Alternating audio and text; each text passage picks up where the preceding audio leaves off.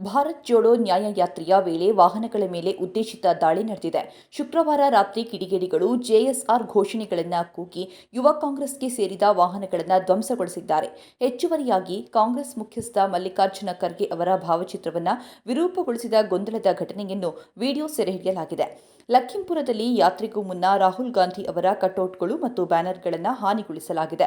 ಭಾರತ್ ಜೋಡೋ ನ್ಯಾಯ ಯಾತ್ರೆ ಪ್ರಯುಕ್ತ ಅಸ್ಸಾಂನ ಉತ್ತರ ಲಖೀಂಪುರದಲ್ಲಿ ಯಾತ್ರೆ ಹಾದು ಹೋಗಲಿರುವ ಮಾರ್ಗದಲ್ಲಿ ಹಾಕಲಾಗಿದ್ದ ಬ್ಯಾನರ್ ಮತ್ತು ಪೋಸ್ಟರ್ಗಳನ್ನು ಕಿಡಿಗೇಡಿಗಳು ಹಾನಿಗೊಳಿಸಿದ್ದಾರೆ. ಯಾತ್ರೆ ಯಶಸ್ವಿಯಾದ ಬೆನ್ನಲ್ಲೇ ಕಿಡಿಗೇಡಿಗಳು ಈ ಕೆಲಸಕ್ಕೆ ಕೈ ಹಾಕಿದ್ದಾರೆ ಎಂದು ಕಾಂಗ್ರೆಸ್ ನಾಯಕ ಭರತ್ ನಾರಹ ತಿಳಿಸಿದ್ದಾರೆ.